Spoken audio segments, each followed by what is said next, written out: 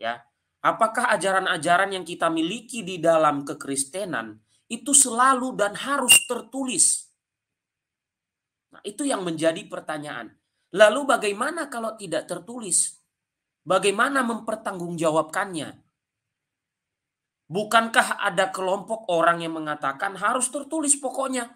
Pokoknya kalau tidak ada tertulis, salah. Tidak ada tertulis, itu tidak benar. Tapi orang yang mengatakan itu sendiri Bapak Ibu, mereka juga sama saja sering juga mengajarkan ajaran semacam itu. Saya beri contoh di awal ini. Siapa kekristenan mainstream yang tidak merayakan Natal? Saya tanya. Kecuali gereja Advent. Saya percaya itu. Dia tidak merayakan Natal. Saya pernah ngobrol dengan seorang pendeta dari Advent. Kenapa kalian tidak merayakan Natal? Tidak ada tertulis perintahnya dalam Alkitab. Tidak ada tertulis tanggal 25 Desember. Sekarang ada kelompok orang mengaku diri paling Alkitabiah, tapi merayakan yang tidak ada dalam Alkitab. Entah bagaimana pengertian Alkitabiah yang dimaksud. Dikit-dikit mana ayatnya, dikit-dikit mana ayatnya, mana ayatnya, mana ayatnya. Sekarang gua tanya ke lu, ayat merayakan Natal dalam Alkitab di mana? Ditulis tanggal 25 mana? Anda hanya menemukan jawabannya di gereja apostolik. Anda tidak akan menemukan di dalam gereja-gereja yang baru berdiri pada abad ke-16, 17, 18, 19, 20, 21. Anda tidak temukan. Mau Anda sampai botak juga mencari ayatnya, nggak ada. Tapi ada orang mata ayatan, mana ayatnya? Pokoknya aku hafal dari Kejadian sampai Wahyu. Emang hanya lu doang yang belajar? Lalu ada yang nuduh sana, nuduh sini, saya bukan Katolik lah, inilah. Saya pengajar agama Katolik, saya beritahu kalian. Orang Katolik yang ada di channel itu, saya pengajar agama Katolik. Cek data saya di mana saya mengajar. Cek data saya di mana saya kuliah dulu. Jadi jangan sembarangan bicara. Nah, malam ini Bapak Ibu, kita mengupas ya. Bahkan kitab suci yang kita punya itu pertanyaan pertamanya adalah siapa yang bisa menjamin bahwa kitab yang kita punya itu benar? Di mana Markus mengatakan ini kitab suci? Di mana Matius mengatakan ini kitab suci? Di mana Lukas mengatakan ini kitab suci? Di mana Yohanes mengatakan ini kitab suci? Apakah Yesus meninggalkan satu secarik lembar pun dari kitab itu? Saya tanya. Jadi jangan asal ngomong. Mana ayatnya, mana ayatnya. Kalau tidak ada ayatnya Yesus meninggalkan secarik tulisan pun, kira-kira benar apa tidak itu? Pakai logika, waras, ya. Jangan hanya asal ngomong mana ayatnya. Banyak Bapak Ibu ya, ajaran-ajaran penting dalam kekristenan itu banyak yang berasal dari tradisi suci para rasul. Memang ada secara tidak tersirat ada di kitab suci, tapi tidak persis tertulis di situ. Wahai umat Kristiani, rayakan Natal tanggal 25. Wahai umat Kristiani, ini Injilku adalah Injil Markus, ini adalah Injil yang benar. Enggak ada tulisannya yang menetapkan siapa itu. Nah, sekarang kita di tingkat kritis yang paling kritis. Jadi, Bapak Ibu, siap diri ya di kitab kritis, di tingkat kritis paling kritis ya. Artinya kita mempertanyakan semua apa yang kita pahami itu, apakah semuanya harus tertulis? Bagaimana kalau tidak? Berani nggak orang-orang ini menghapus semua itu? Yang berani menurut saya sampai saat ini adalah gereja Advent. Meskipun ada sebagian Bapak Ibu, mereka tidak merayakan hari Minggu, mereka tidak merayakan Natal, mereka tidak mengakui Allah Tritunggal. Masih ada yang merayakan hari Minggu. Saya tanya pada Anda, di mana perintah Yesus kita? Wahai umatku, rayakanlah hari Minggu. Kalau tidak, Anda semua adalah sesat. Mana perintahnya? Nggak ada perintahnya. Siapa itu yang membuat hal itu? Siapa yang menetapkan hal itu?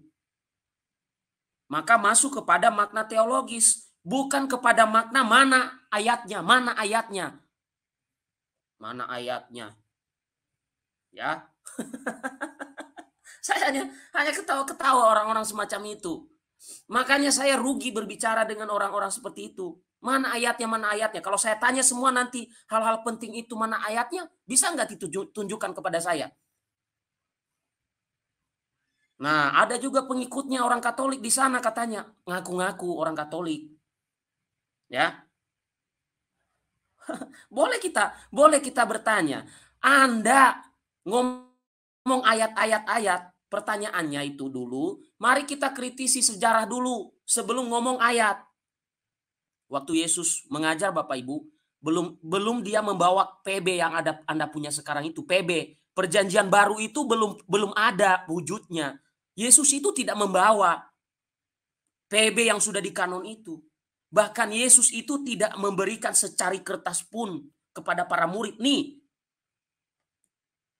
bahkan Yesus pun tidak memerintahkan, hei kamu semua catat semua yang saya omongkan hari ini.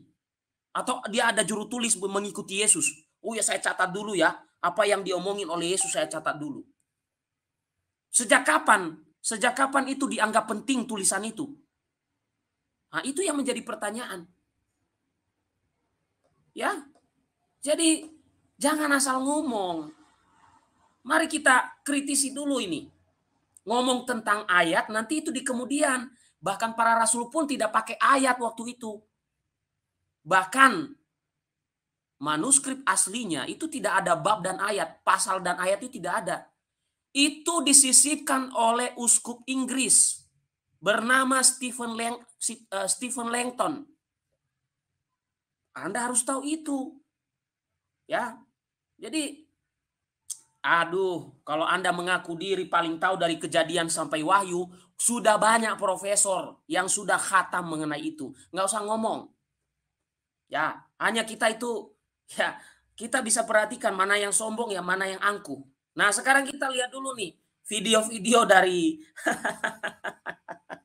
kelompok-kelompok yang menentang tradisi suci para rasul tapi masih merayakannya.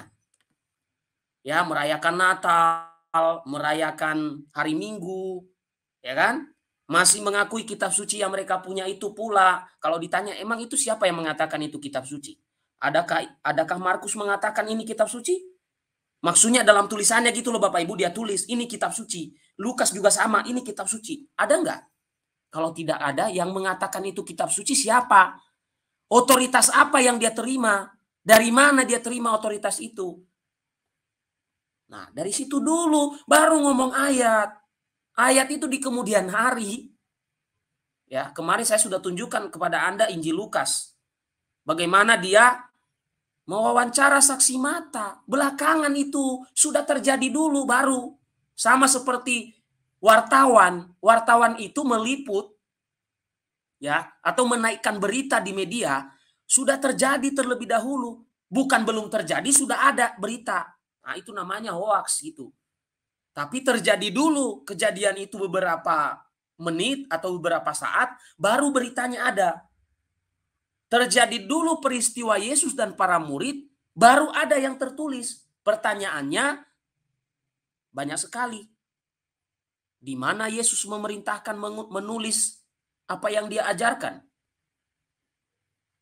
Di mana Yesus menitipkan secari kertas sebagai Injil yang kita akui itu? Siapa yang menetapkan bahwa itu adalah yang benar dan ini yang salah? Mana tahu itu aliran-aliran yang baru muncul kemudian. Hanya belagu dan sok-sokan aja. Ya. Oke. Saya beritahu aja, saya juga mengerti tentang kitab suci. Mau Anda hafal dari Kejadian sampai Wahyu juga, ayo aja. Silakan saja masuk ke room ini. Bagi orang yang mengobrolin saya kemarin malam itu, masuk aja ke sini. Buktikan kekatolikan saya. Saya Katolik. Saya pengajar agama. Ya. Asal ngomong saja.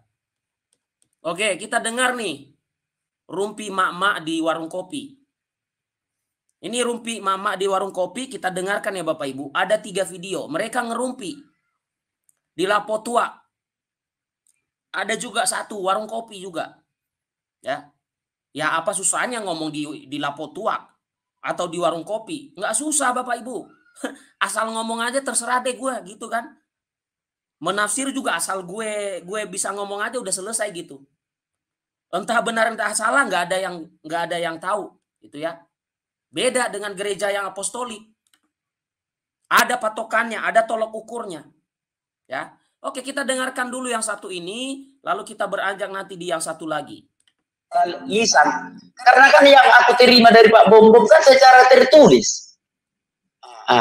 Ya kita belak-belakan aja. Memang ada ayatnya di Alkitab. Berpegang teguh kepada iman kepada Kristus, baik pengajaran tertulis maupun pengajaran lisan para rasul. Pak Bom Bom mengajar aku secara tertulis dari Alkitabiah. Nah, silakan naik kawan-kawan. Kalau memang kawan-kawan menjadi suksesi para rasul, kalau kawan-kawan memang diajar para rasul secara lisan, ya tentu saja dengan pimpinan-pimpinan gereja-gereja saudara pada awalnya. Seperti yang aku bilang tadi, Santo Petrus mengajar secara lisan di Roma. Kan kayak gitu. Bapak-bapak gereja di Roma meneruskannya kepada uskup, uskup meneruskan kepada Anda mungkin. Makanya ajarkanlah kami, datanglah ke sini, ajarkan kami apa yang secara lisan itu. Tetapi kalau secara lisan itu sudah berlawanan dengan Alkitabiah, ya tentu saja kami tidak terima. Tetapi kalau masih merasa sesuai dengan Alkitabiah, ya kami siap mendengarkannya. Itulah yang dimaksud Pak Bom Bom. Enggak, ini konten satu kali aja ya, satu kali aja. Enggak apa-apa, biar aja dulu terbuka. Karena aku melihat Pak Bom Bom mengajar secara Alkitabiah dan sudah memenangkan banyak jiwa. Kenapa kita katakan dia bidat? Kayak gitulah kira-kira ya kepada saksi Jehovah atau siapapun itu. Bidat-bidat Kristen saksi Jehovah. Nah, demikian juga dengan otoritas kita. Kalau memang perlu mengajar lagi, silakan kami tunggu di sini. Ajarkan aku, ajarkan kami semua di sini. Pengajaran secara lisan itu.